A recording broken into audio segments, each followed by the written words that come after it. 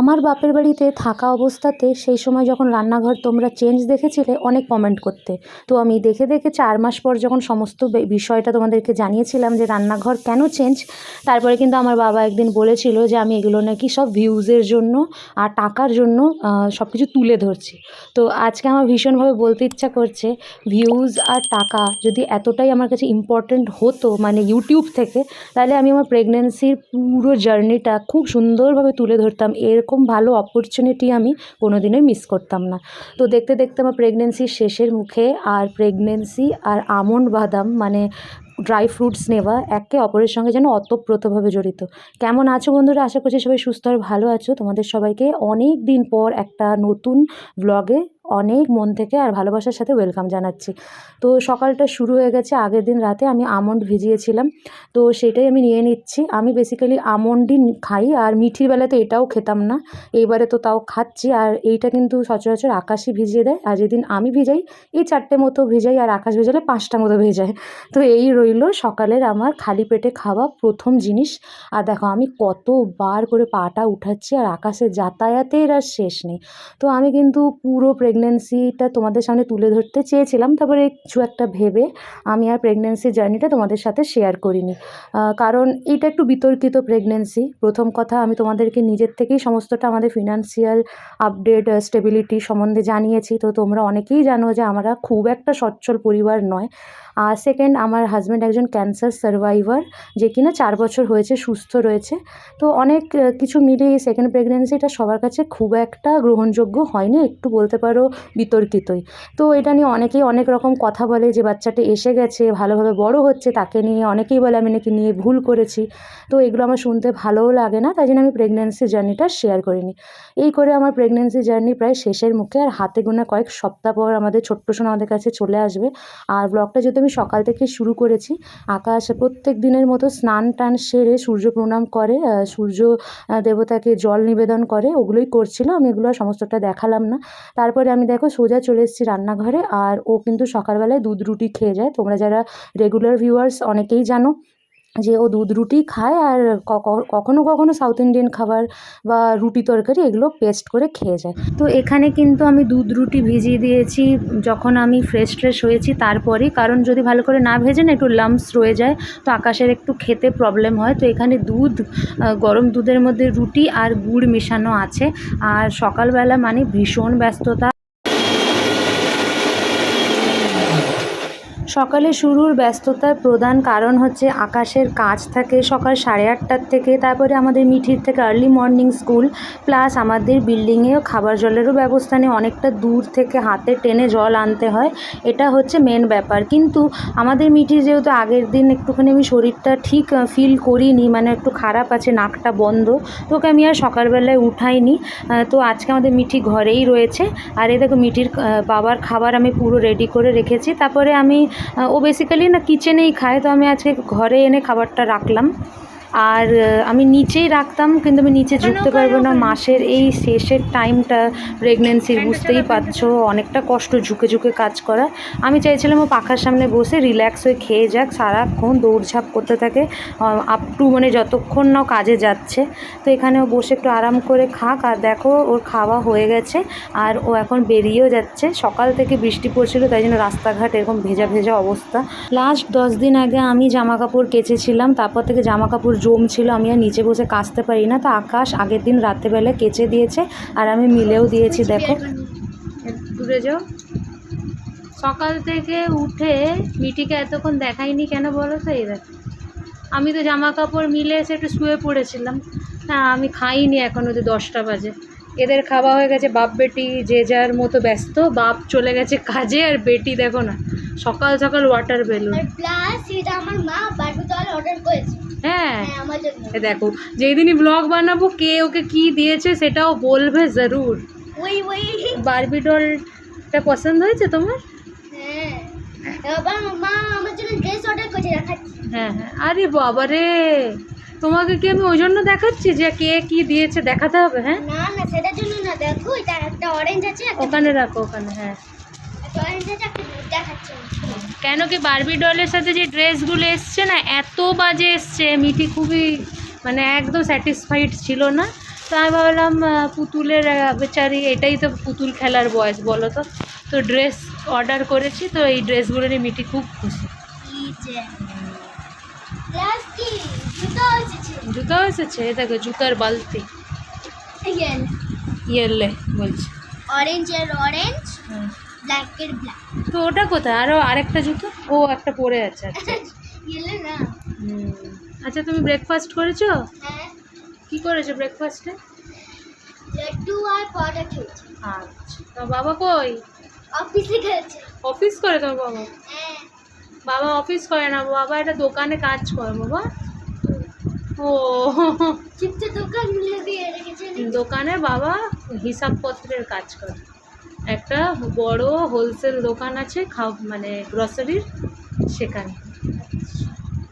কারণ কিছু কিছু জিনিস তুমি এখন বড় হচ্ছ, সত্যি জানা উচিত, তাই না? তুমি ভাবো না বাবা অফিসে গেছে, ওটা অফিসই, মানে ওটা ক্যাশ কাউন্টারই, তাও। আচ্ছা, মিটি একটু আগে থেকে বড় হয়েছে কি না বলো, তোমরাই বলো। আর বিগ সিস্টার হয়ে যাবে মিটি আর কিছুদিন পর, তাই না? ছোট্ট মিঠির দেখো না, তার নাড়া ঝুলছে, তার জামা ছোট হয়ে গেছে, খুব দুঃখ মেয়েটার। মিটি, আমাদের এই কদিন ধরে কি কি হচ্ছে, ঘরে বলতে ঢুকে যাচ্ছে। হ্যাঁ, আবার কি একদিন তো সাপ ঢুকেছে। চুপ কর।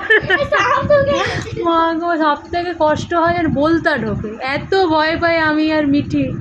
সাপ মহারাজ, আমাদের যে মহারাজ সাপ, উনি তো তাও ঢুকে জ্বালায়নি।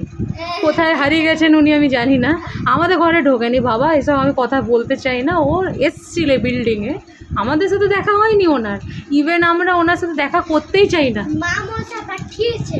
মা মনসা পাঠিয়ে, মা মশা সাপের চাকর।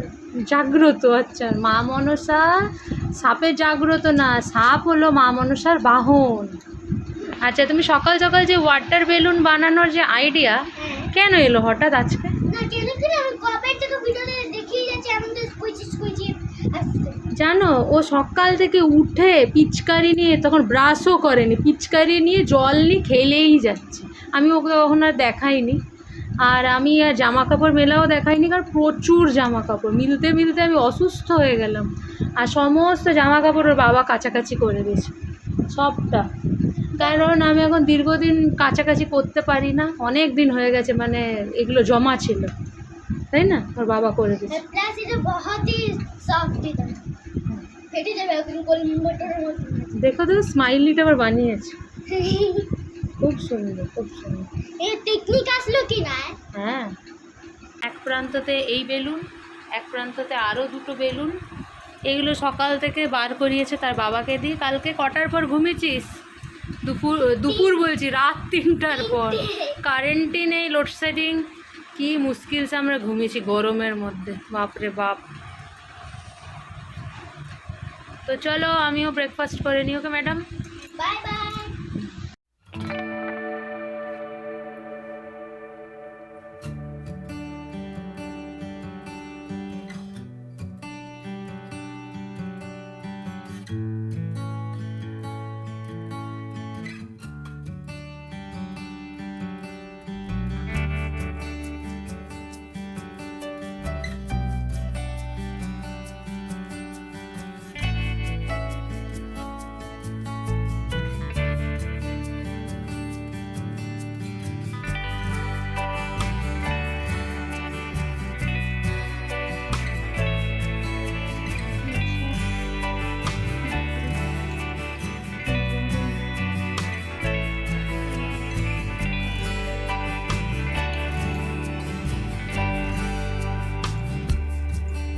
আমাদের প্রেগনেন্সিতে মানে জার্নিতে আমার মানে হাতে মার খায় মিঠি, কীভাবে দেখবে?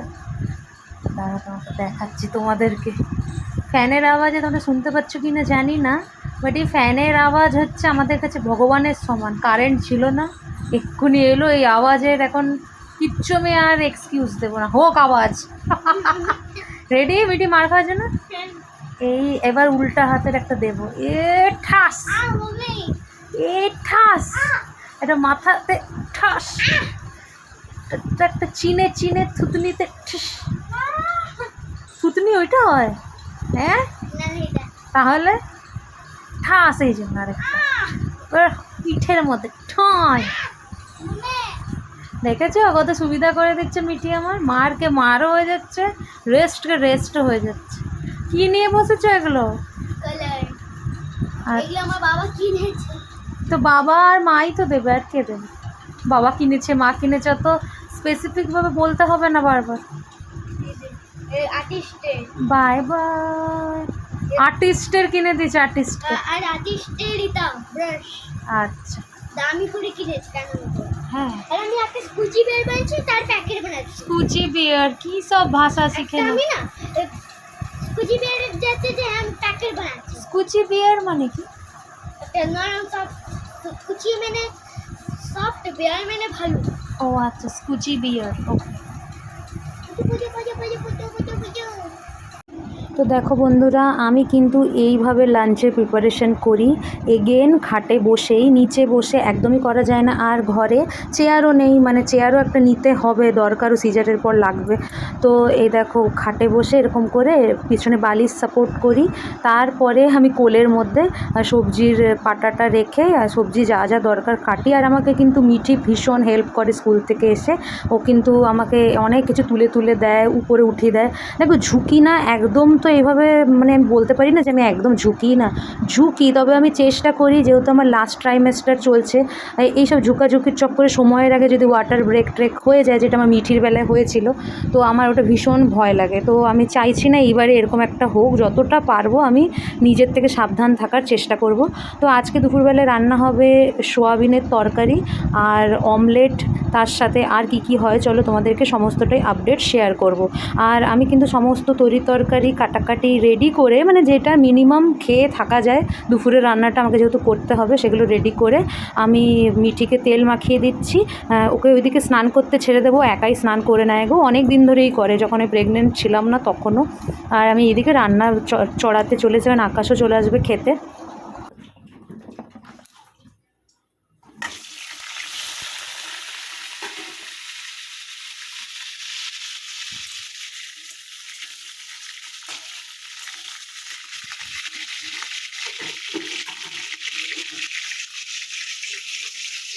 তো আমি কেটে রাখা আলুগুলো ধুয়ে পরিষ্কার করে ভাজতে দিয়ে দিয়েছি, তোমরা তো দেখলেই। আর তার সাথে যেহেতু অমলেট হবে, মিঠি আর আকাশ অমলেট খাবে, আমি নিজের জন্য ডিম সেদ্ধ করে রেখেছি, সেটাও তোমাদেরকে শেয়ার করলাম। আমি অমলেট খাবো না। আর ফোড়নের গোটা গরম মশলা আর গোটা জিরে এগুলো রেডি করে রেখেছি, সেগুলো আমি সমস্তটাই দেখো দিয়ে দিলাম। এখন একটু এরকমই শর্টকাটেই রান্না করছি গো, ভুল ত্রুটি মাপ করো, মানে একটুখানি ইগনোর করো। আর এইভাবেই মানে যতটা করা যায়, কারণ আমি একবেলার রান্নাটা করি, আর রাত্রেবেলায় ম্যাক্সিমাম সময় আকাশ করে বা কিনে নিয়ে চলে আসে তরকারি, রুটিটা করে, এইভাবেই চলছে। তো এভাবে যদি কেউ জাজ করো তো করো, কিন্তু যে যেটা আমার জন্য করে সেটা আমি বলবোই, আগেও বলতাম এখনও বলবো। আগে তো আকাশ শখে করতো, আর এখন সত্যিই আমি পারি না।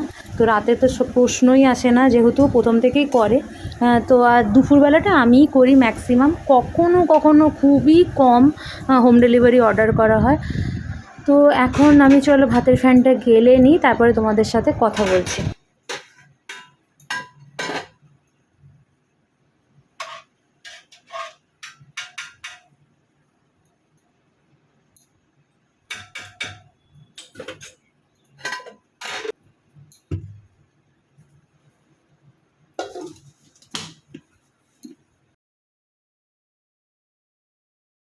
আর আকাশ তো আমার জন্য শাকও নিয়ে চলে এসছে, ওকে বললেও এনে দেয়, অতটা নিজেদের বুদ্ধি খাটাতে পারে না যে প্রেগনেন্সিতে কী করতে হবে কী না, কারণ আগের প্রেগনেন্সিতেও একদমই সেরকম মাথা ঘামাতে পারেনি, প্রথম বাবা ছিল, কাজ নিয়েই ব্যস্ত থাকতো। আর এবারে যেহেতু ওর উপরে সমস্ত দায়িত্বটা এসেছে, তো যাই হোক, আমি সেই শাকটা বানাইনি, সেটাই তোমাদেরকে বলতে চাইছি, পরের দিন বানিয়ে নেব, ফ্রিজেই রাখা আছে।